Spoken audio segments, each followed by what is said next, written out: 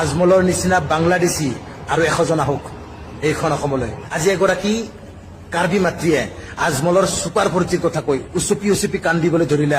স্বামী হাৰা মহিলাগৰাকীৰ সন্তানক ফিজ ৰেহাই দি আজমলৰ ছুপাৰ ফৰ্তিত পঢ়িবলৈ সুবিধা দিছিলে।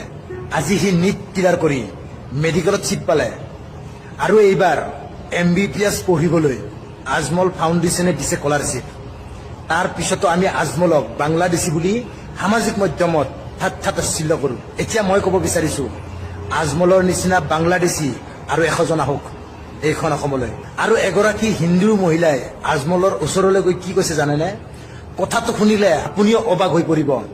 এই কথাটোৱে আপোনাকো চিন্তিত কৰিব, নিজকে প্ৰশ্ন কৰিবলৈ বাধ্য কৰাব, আমি আচলতে কেনেকুৱা ধৰণৰ হিন্দু বুলি। এই হিন্দু মহিলাগৰাকীয়ে আজমলৰ ওচৰত থিয় হৈ কি কৈছে জানেনে? ভগৱানৰ বিকল্প হিচাপে আপোনাক সাক্ষাৎ কৰিবলৈ আহিছোঁ। আৰু এই মহিলাগৰাকী কোন জানেনে?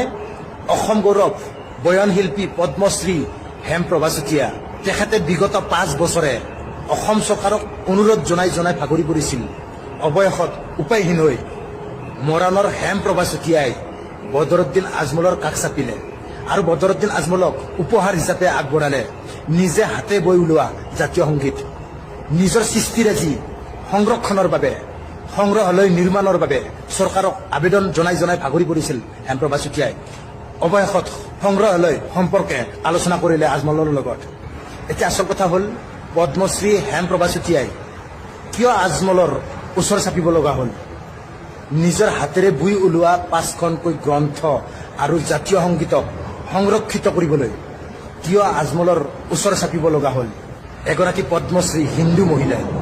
এতিয়া আপোনালোকে কওক, বদৰুদ্দিনৰ নিচিনা বাংলাদেশী প্ৰয়োজন নে হিন্দুস্তানৰ হিন্দু প্ৰয়োজন? ভিডিঅ'টো সকলোৱে শ্বেয়াৰ কৰিব।